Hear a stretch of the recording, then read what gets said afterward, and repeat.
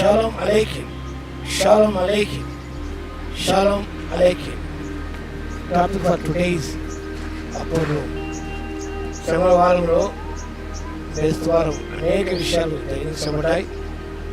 అందులో ఒక కోణంలో మనం కొన్ని విషయాలు ధ్యానం చేద్దాం.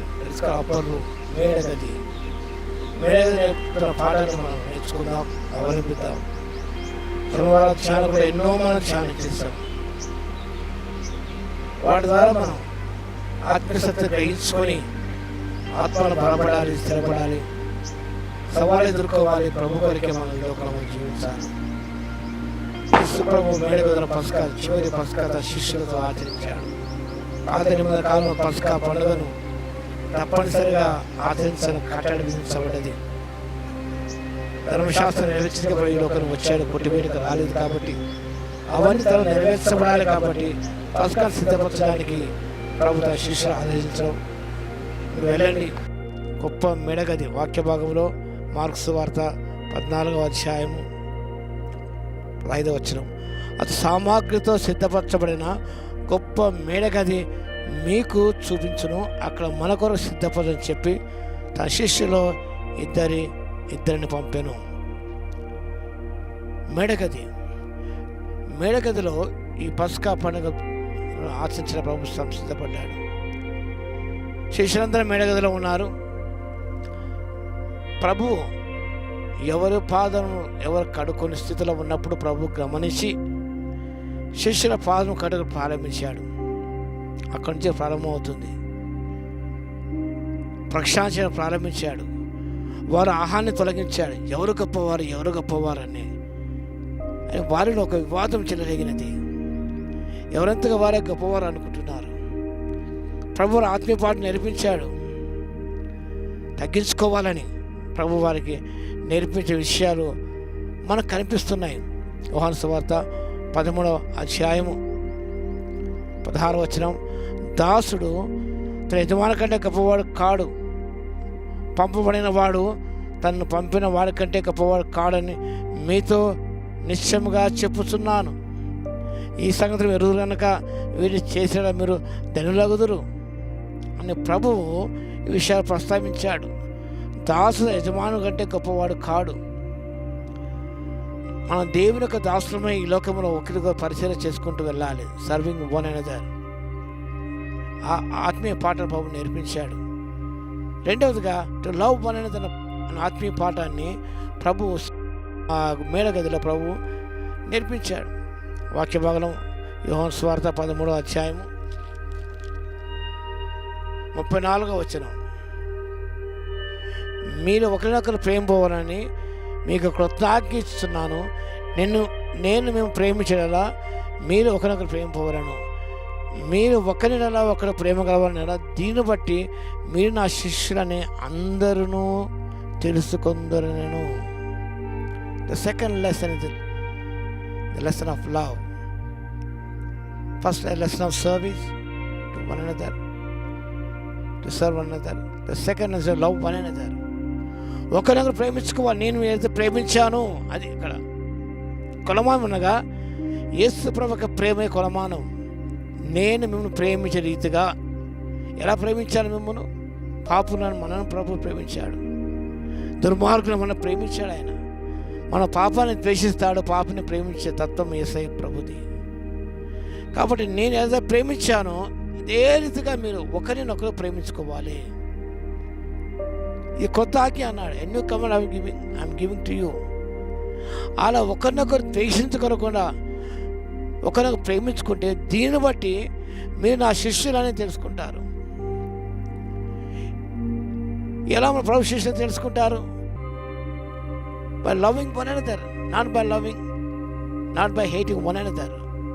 By loving one another people know that we are the disciples of Christ. ఈనాడు ఒకరు ద్వేషించుకుంటారు. సంఘంలోనూ ద్వేషభావం, కుటుంబంలో ద్వేషభావం, రాగద్వేషాలు చెలరేగుతూనే ఉన్నాయి. Instead of loving one another we are hating each other. ఒకరిని ద్వేషించుకుంటున్నాం.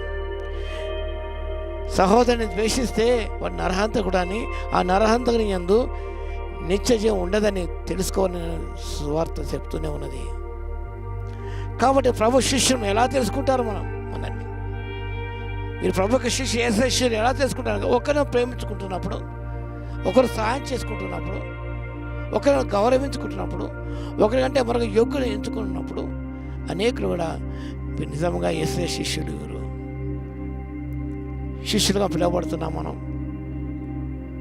శిష్యులుగా పిలవబడాలంటే, ఆడ గుర్తింపు పొందాలంటే must love one another in spite of their weaknesses. We ought to love one another.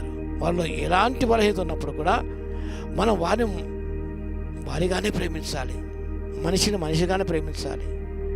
అంతేకాని అతడు పాపంలో పడి ఉండవచ్చు, దుర్మార్గం ఉండవచ్చు, అయినప్పుడు కూడా still show love the love of Christ.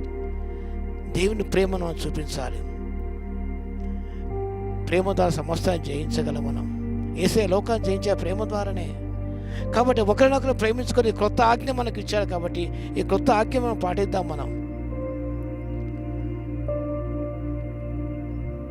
మేడగదిలో అనేక విషయాలు మనం నేర్చుకోవచ్చు, కానీ ఈ రెండు విషయాలు ప్రస్తావించాను. To serve one another, to love one another. ఇది చాలా ప్రాముఖ్యమైనది. యేసు ప్రభు గురించి అభ్యంతరపడకుండా, మనం పేదలు అభ్యంతరపడకుండా ఎన్నెన్నో ప్రమాణం చేస్తాం. లేదు అలా ఉంటాను, ఇలా ఉంటాను, అలా చేస్తాను.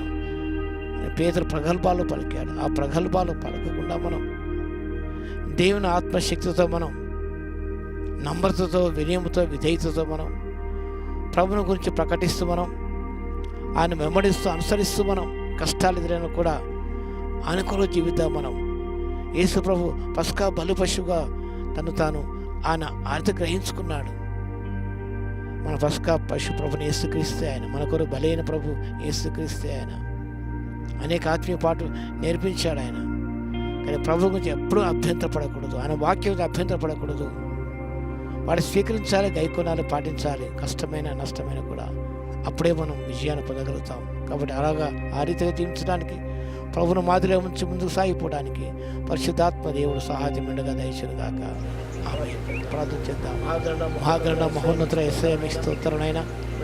మేడగద అనేక ఆత్మీయ పాఠం నేర్పించిన విధానం బట్టి మీకు స్తోత్రాలు.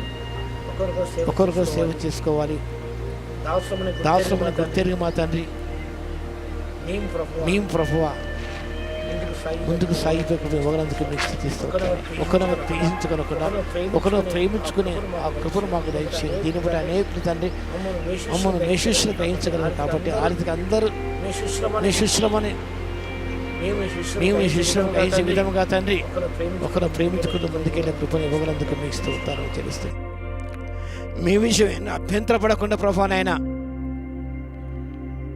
ముందుకు సాగుటకు ఆత్మశక్తి ఇవ్వగలందుకు మీకే స్తుతి స్తోత్రాలు చెల్లిస్తూ మా ప్రభువును రక్షకుడైన యేసుక్రీస్తు పేరిట ప్రార్థించి వేడుకొంచున్నాము తండ్రి. ఆమేన్. మన తండ్రి అయిన దేవుని యొక్క ప్రేమయు, మన ప్రభువును రక్షకుడైన యేసుక్రీస్తు యొక్క కృపయు, పరిశుద్ధాత్మ యొక్క అన్యోన్య సహవాసము మనందరికీ సహకాలము తోడే ఉండును గాక. ఆమేన్.